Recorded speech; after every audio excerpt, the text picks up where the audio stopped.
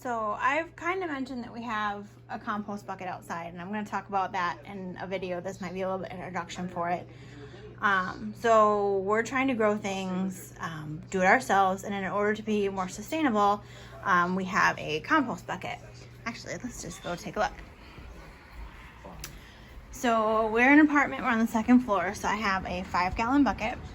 I drilled holes in the top and holes all along the sides for it to breathe.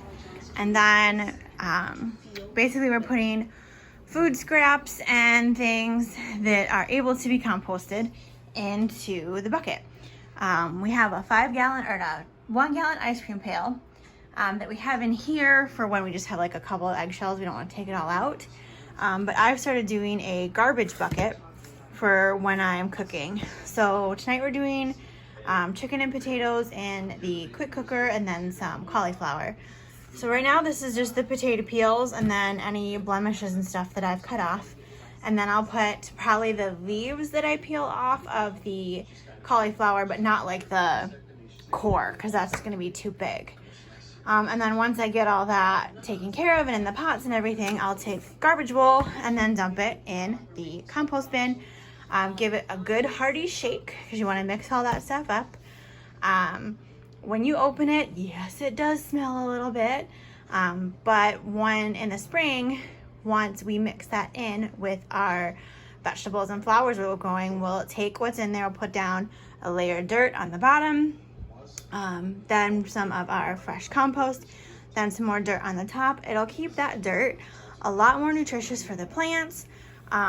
Whether we're here doing that in containers or we end up at a house somewhere where we can do that in either bigger containers or, you know, directly in the ground, that's going to give the soil that much more nutrients. So everything can grow bigger and stronger without artificial fertilizer. And then it's also keeping food waste out of the garbage. That's great for us, again, in an apartment because we have to go, good Lord, it's not a terribly long walk, but it's a significant walk to take the garbage out. So if it was an empty garbage bin and I put all these peels on the bottom, you know that's going to stink. And then we have to take the garbage out sooner, waste a plastic bag, all that sort of stuff. By taking this stuff and putting it in the compost bin, we're saving that smell for the house as well. So looking at the cauliflower, it's going to be good. I'm going to clean it up a little bit. I'm not putting, if we had a big outdoor compost that we could put a lot of stuff in, these like branch pieces would go in just fine. Because ours is so small, I'm not going to do that this time. They will just unfortunately go in the garbage, and same with the big stalk piece. I see I'm picking off some of the leaves to go in there. There is, you can Google what is allowed, not allowed, but like supposed to be in compost and what's not. Like meat is not supposed to be in there. Obviously artificial things are not supposed to be in there. Like things that are brown or green or that can become brown or green. You cut me off. You can put pet hair in there. So in theory, we could even empty we have a bagless garbage or a bagless vacuum cleaner. I lost the word there. We don't right now because it also vacuums up kitty litter, which is pet waste, which is not supposed to go in there. Oddly enough, like dog poo, cat poo, anything like that, even though you would think like poo, like manure, yeah, but no. So that doesn't go in there. But then we'll just take this out, see if I can one-hand things right now. And you can see what we're doing. Turn the light on the deck.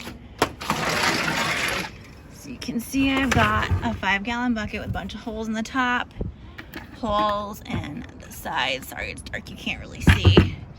And then see if I can do this one-handed. Sorry for the bad camera here, but there we go. And I'm not going to zoom you in too much because it's just a bunch of food waste. We put eggshells in this morning. Then we'll dump everything we just put in there. Put the lid back on. Make sure it's good and tight all the way around. And then this is a one-handed shake because I'm filming, but a good shake, and that's how you do it. The cat, he was trying to escape.